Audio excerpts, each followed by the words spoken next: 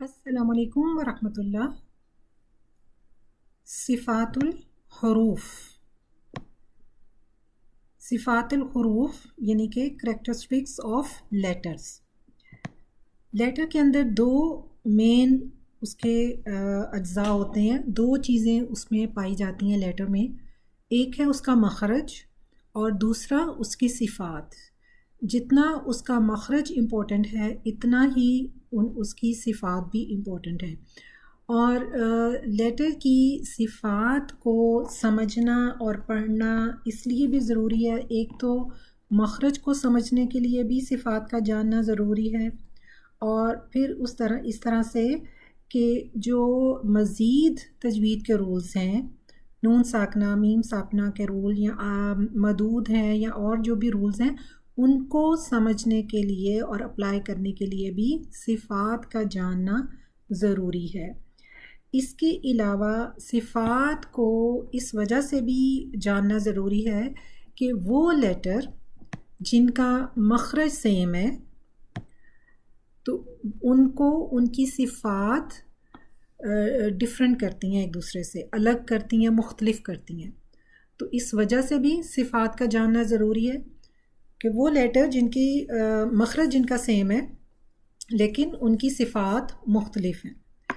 इसी तरह से लेटर्स की सिफ़ात को इस वजह से भी पढ़ने की ज़रूरत है, समझने की और जानने की ज़रूरत है, ताकि हम जो अपनी तिलावा है उसको मज़ीद इम्प्रूव कर सकें और जो लेटर हम अदा करते हैं उनको मज़ीद हम ख़ूबसूरती से अदा कर सकें।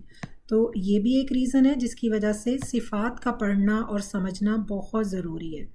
और फिर एक और बात कि सिफ़ात को हम इस वजह से भी पढ़ना और समझना हमारे लिए ज़रूरी है कि ताकि ये लेटर का हक़ है, जिस तरह से लेटर का हक़ है कि उसको उसके मखरज से पढ़ा जाए, उसके आर्टिकुलेशन पॉइंट से पढ़ा जाए, उसके एग्ज़िट से पढ़ा जाए, इसी तरह से हर लेटर का ये हक़ है कि उसको उसकी सिफ़ात के साथ पढ़ा जाए। तो सिफ़ात बहुत इम्पॉर्टेंट हैं और ये सिफ़ात कई टाइप की हैं, जिनमें से हम देखते हैं कि कौन कौन सी टाइप्स हैं। तो सिफ़ात की दो इक़साम हैं। एक है परमानेंट, जिसको अरबी में कहते हैं लाज़िमा, लाज़म से है, परमानेंट। ये वो सिफ़ात हैं जो हमेशा लेटर के अंदर होती हैं। लेटर के ऊपर फ़तह, दमा, कसरा हो, सकून हो, शद हो, ये सिफ़ात हमेशा लेटर के ऊपर होंगी। इन सिफ़ात को सिफ़ात लाज़िमा या परमानेंट सिफ़ात कहा जाता है। और दूसरी जो सिफ़ात हैं वो है टेम्परेरी, जिसको आर्दा कहा जाता है, आर्जी सिफ़ात जैसे कहते हैं। और ये वो सिफ़ात हैं जो किसी किसी लेटर में होती हैं, और ये वो सिफ़ात हैं जो कभी कभी होती हैं कि एक ही लेटर है, उसमें हर वक्त ये सिफ़ात नहीं होगी, किसी सिचुएशन की वजह से उसमें ये सिफ़ात दी जाती हैं। तो इंशाल्लाह सबसे पहले हम देखेंगे परमानेंट सिफ़ात, जिसको कहते हैं सिफ़ातुल लाज़िमा। सिफ़ातुल लाज़िमा परमानेंट सिफ़ात, लाज़म सिफ़ात जो कि हमेशा लेटर के अंदर होती हैं। अब ये जो सिफ़ातुल लाज़िमा यानी कि परमानेंट सिफ़ात हैं, इसकी भी दो इक़साम हैं, दो तरह की हैं ये। एक है विदाउट ऑपोजिट और एक है विद ऑपोजिट। क्या मतलब है इसका? इसको अरबी में कहते हैं विदाउट ऑपोजिट को गैर मुतज़ादा और विद ऑपोजिट को कहते हैं मुतज़ादा। मतलब क्या है इसका? इसका मतलब ये है कि कुछ सिफ़ात जो हैं वो उनके पेयर्स हैं और कुछ सिफ़ात बाय इटसेल्फ है। जैसे कि देखें, जो विद ऑपोजिट हैं उन सिफ़ात का हमेशा पेयर होगा। जैसे कि एग्ज़ाम्पल है कि जैसे हम कहते हैं छोटा, तो छोटे का ऑपोजिट क्या होता है? बड़ा। छोटा बड़ा। तो इसी तरह से इनकी भी दो होती हैं, इनके अंदर दो सिफ़ात होती हैं।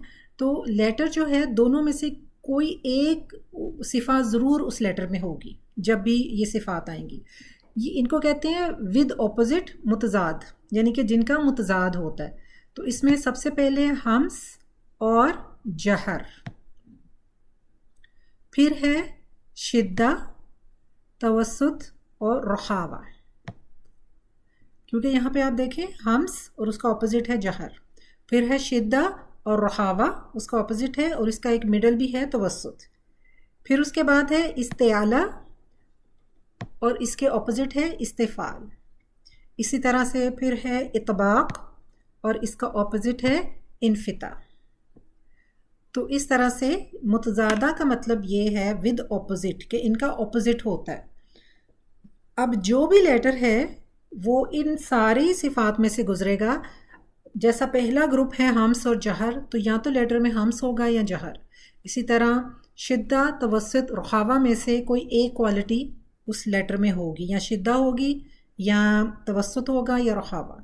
इसी तरह इस्तेआला और इस्तिफाल दोनों में से कोई एक क्वालिटी ज़रूर लेटर में होगी।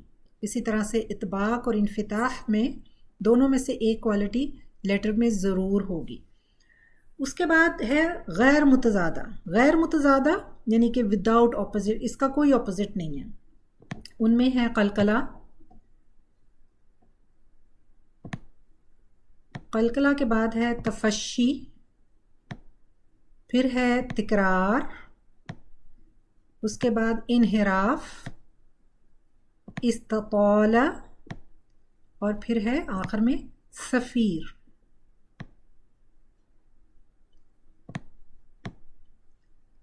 और यहाँ हम एक बात और कर लें कि यहाँ आप समझिए एक और सिफा भी है गुन्ना। तो ये है हमारी परमानेंट सिफात जो कि लेटर में हमेशा होती हैं। अब जिस लेटर में कलकला है हमेशा उसमें कलकला होता है, हमेशा उस लेटर में तफशी होगी, तिकरार होगी, इनहराफ होगा, इस्ततौला होगा, सफ़ीर होगा। तो ये वो क्वालिटी हैं जो लेटर में हमेशा होती हैं। अब इनको डिटेल में देखते हैं और इसी के साथ इन सिफ़ात को हम डिटेल में भी पढ़ेंगे और साथ साथ हम ये भी सीखेंगे कि किस तरह से हम किसी भी लेटर के अंदर इन सिफ़ात को आइडेंटिफाई करेंगे।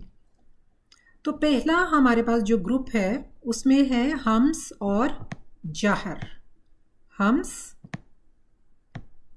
और जहर ये हमारे पास पहला ग्रुप है, हम्स और जहर का।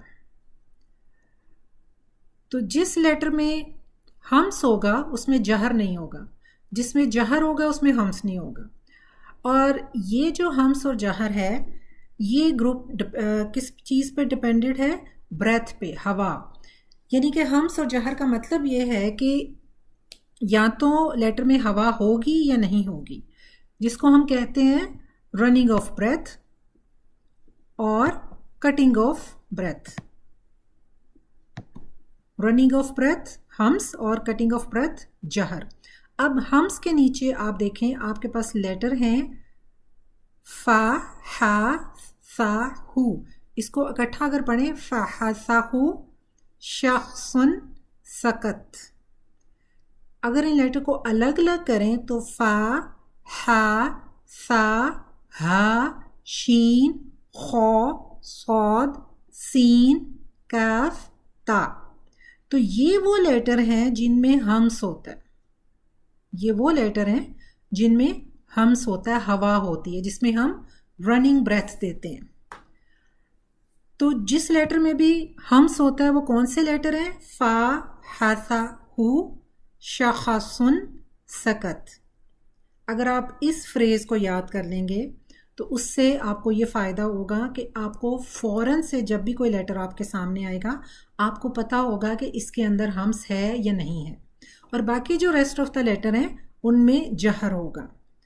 फॉर एग्ज़ाम्पल अगर हम बात करते हैं लेटर शीन की, तो किस तरह से हमें पता चलेगा फ़ौरन कि शीन में हवा है या नहीं है? हमारे जहन में ये फ्रेज़ आना चाहिए फ़हसाहु शख्सुन सकत। तो हम फ़ौरन से कहेंगे यस, यहाँ पे शीन आ रहा है इस फ्रेज़ में, तो इसका मतलब है शीन में हम्स होता है। और अगर मैं बात करूँ लेटर आइन की, तो हम फ़ौरन से सोचेंगे, सबसे पहले हम हम्स के लेटर को देखेंगे। फ़हसहु शख्सुन सकत में आइन नहीं है, इसका मतलब है आइन के अंदर जहर यानी कि कटिंग ऑफ ब्रेथ है। तो ये हमारा एक पहला ग्रुप है जिसका मतलब होता है कि हवा लेटर में है या नहीं है जब लेटर को पढ़ते हैं। अब होता क्या है कि यहाँ आप नीचे अगर पिक्चर में देखें तो यहाँ आपको एक तरफ दिखाया जा रहा है, राइट साइड पे अगर आप पिक्चर देखें तो यहाँ पे आप देख सकते हैं कि ये जो हमारी वोकल कॉर्ड है, जहाँ से हम आवाज़ बाहर आती है और वहाँ से हवा भी आती है, फेफड़ों में से हवा होते हुए वोकल कॉर्ड के थ्रू बाहर आती है ना।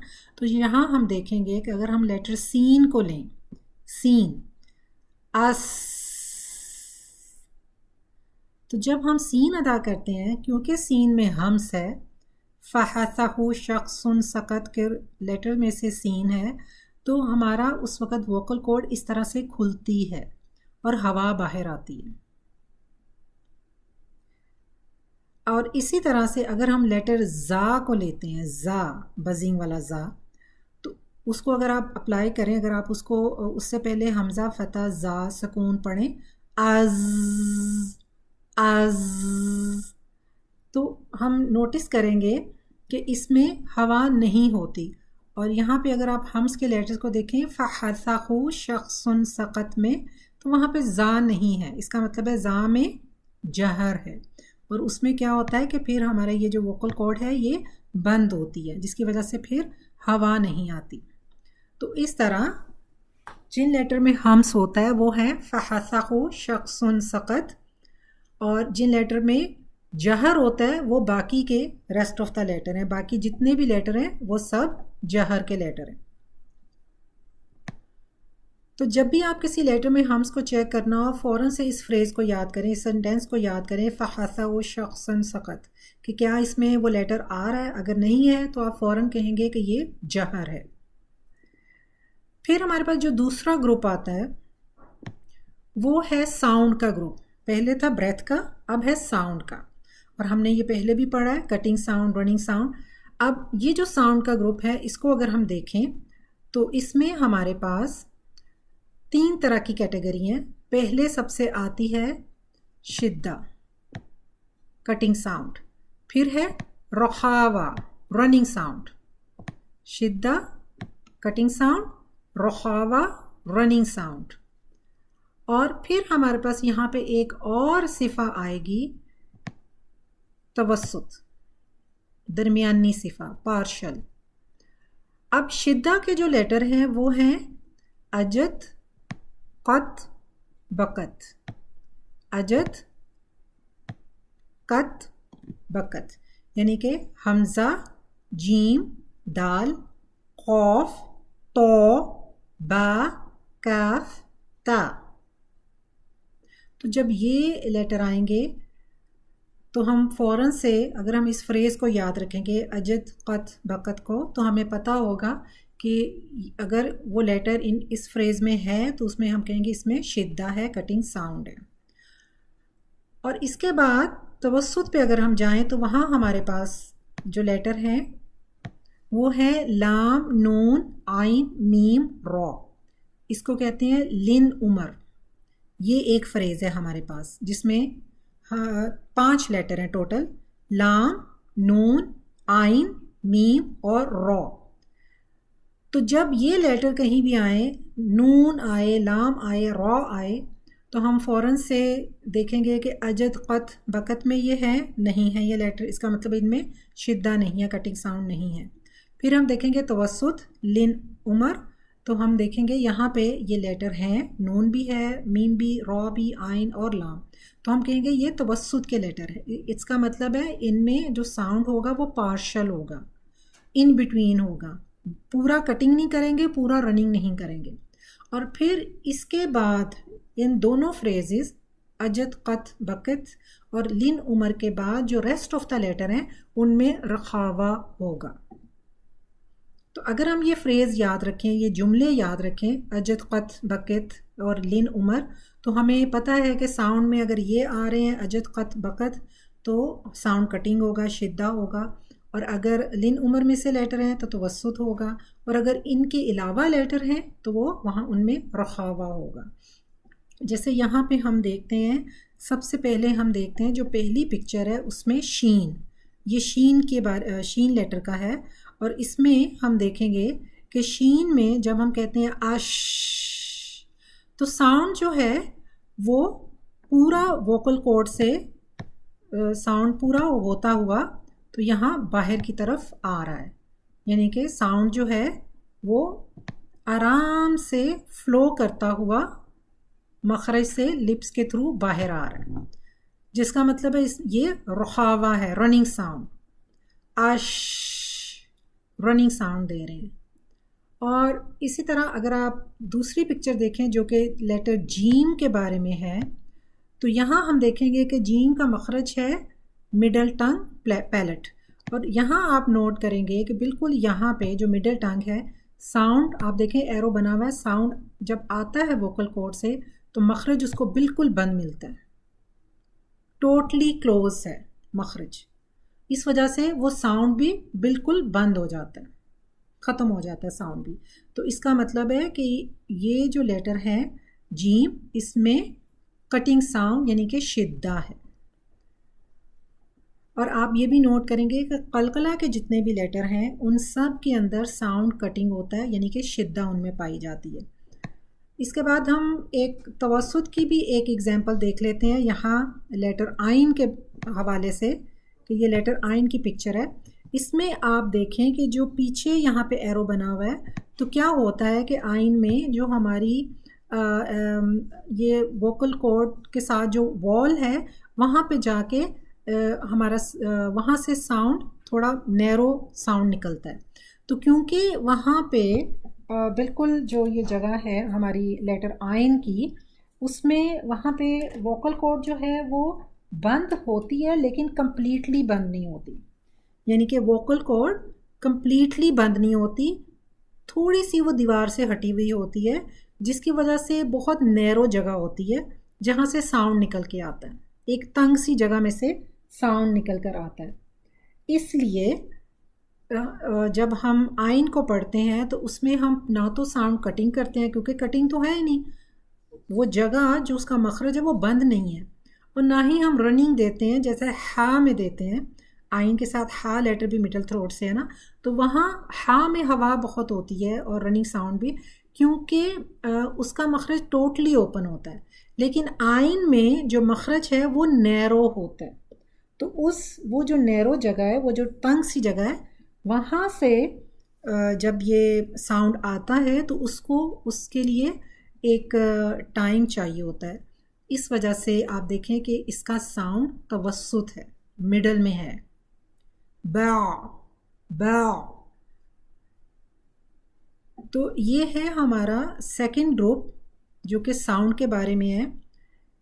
अगर तो शिद्दा में से कोई लेटर हो अजद कत बकत में, तो हम फ़ौरन से कहेंगे कि ये शिद्दा का लेटर है, और अगर लिन उमर में से कोई लेटर होगा तो हम फ़ौरन से जाके देखेंगे कि कौन सा फ्रेज़ है ये। लिन उमर में से अगर नून है तो हम कहेंगे ये तो तवस्सुत का लेटर है, और अगर इसके अलावा लेटर्स होंगे तो हम उसे कहेंगे कि इस लेटर के अंदर रखावा है। तो इस तरह से हम चेक करते हैं लेटर की क्वालिटीज़, उसकी सिफ़ात, कि किस लेटर में कौन सी सिफ़ात है। इसके बाद हमारे पास तीसरा एक ग्रुप आता है, और ये इस्तेला और इस्तिफ़ाल का ग्रुप है, जिसको आप कहते हैं हैवी लेटर, उसको कहा जाता है इस्तेला, और जो लाइट लेटर होता है उसको कहते हैं इस्तिफ़ाल। जैसे कि हमें पता है कि जो हैवी लेटर है हम उसको कहते हैं कि यहाँ पे हम तफ़ख़ीम करेंगे, और जो लाइट लेटर है उसके अंदर तरक़ीक़ होती है, यानी कि वो लाइट होता है।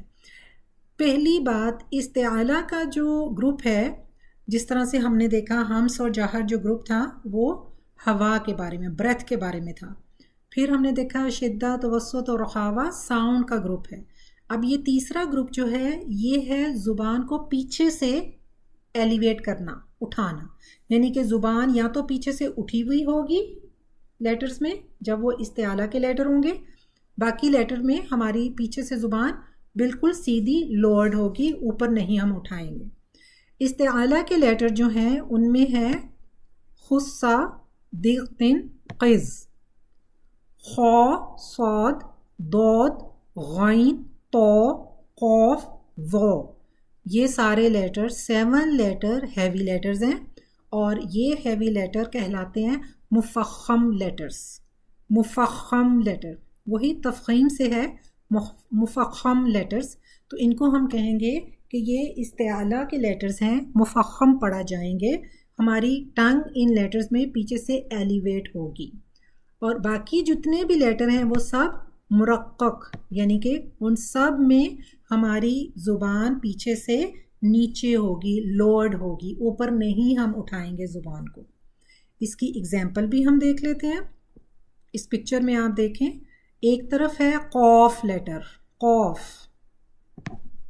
और ये हमें पता है कौफ का मखरज बैक ऑफ टंग होती है, यहाँ बिल्कुल ये यहाँ पे इसका मखरज होता है बैक ऑफ टंग और ये ऊपर पैलेट को टच करती है।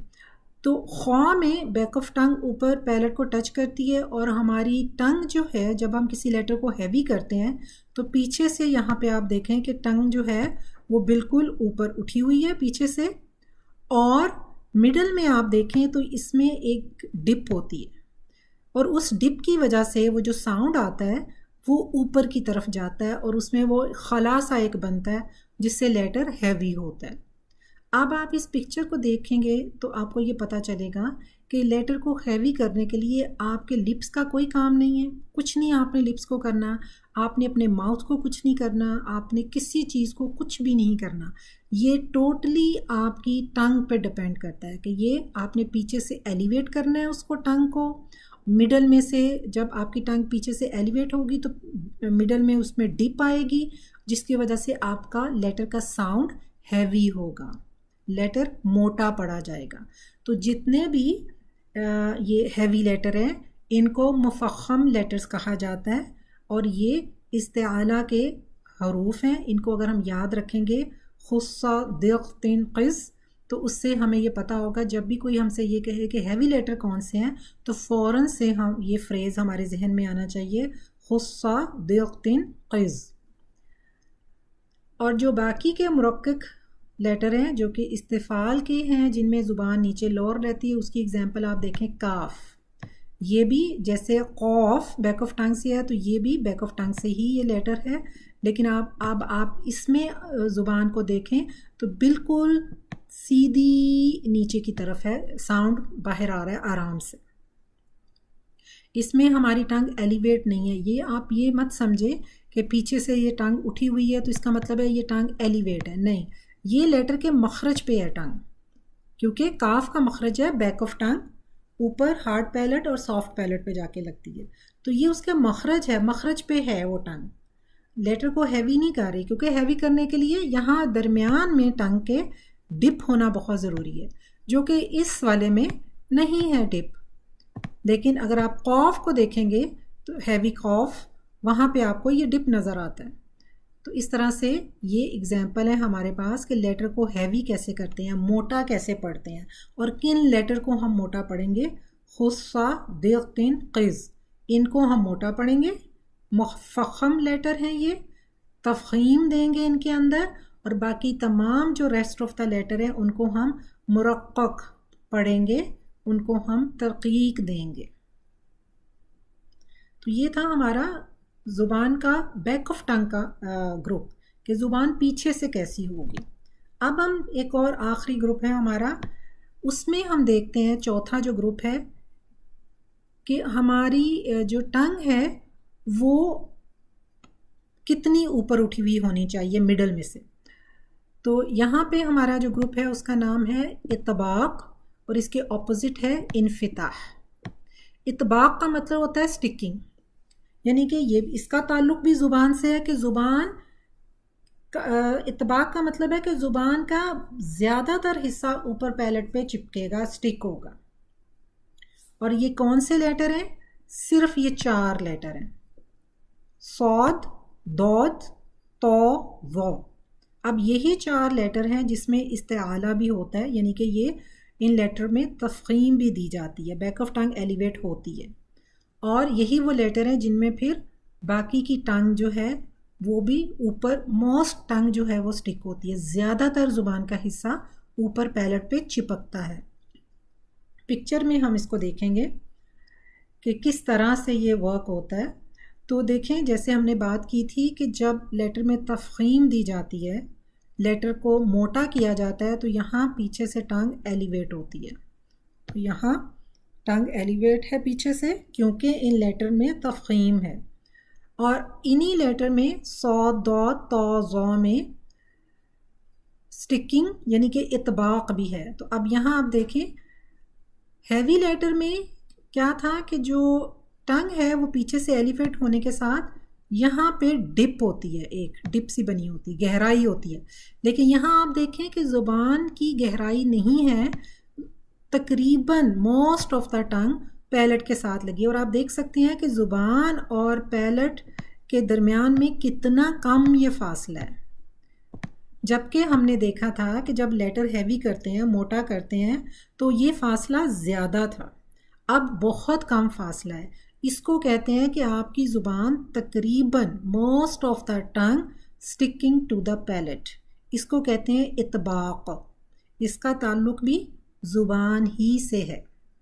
और बाकी के जितने लेटर्स हैं, सौ, दौद, तौ, ज़ौ के अलावा उनमें इन्फिताह है। उनमें देखें आप, यहाँ पे सीन और ज़ा की एग्जांपल दी गई है कि ज़ुबान बिल्कुल लोड है, अपने मखरज के ऊपर है।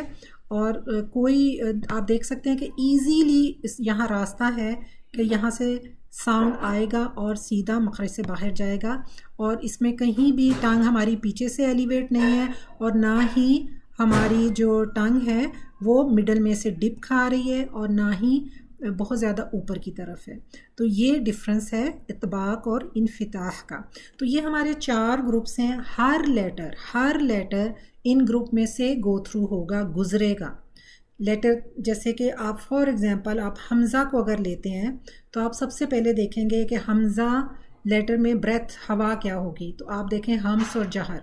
तो हम्स के लेटर में अगर हमज़ा नहीं है तो इसका मतलब है उसमें जहर है।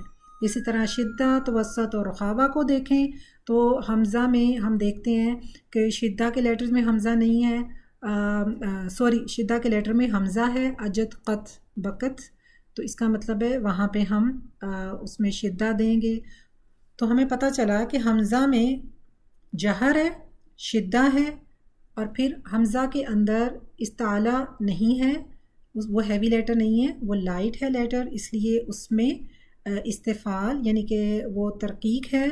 और फिर उसके बाद हम देखेंगे इतबाक और इन्फिता में हमज़ा इन्फिता का लेटर है, उसमें हमारी टंग रिलैक्स करती है, लोअर्ड होती है, हम ऊपर नहीं उठाते। तो इस तरह हर लेटर को हम एक एक ग्रुप में से गो थ्रू करेंगे तो उससे हमें पता चलता है कि लेटर के अंदर कौन कौन सी सिफ़ात हैं।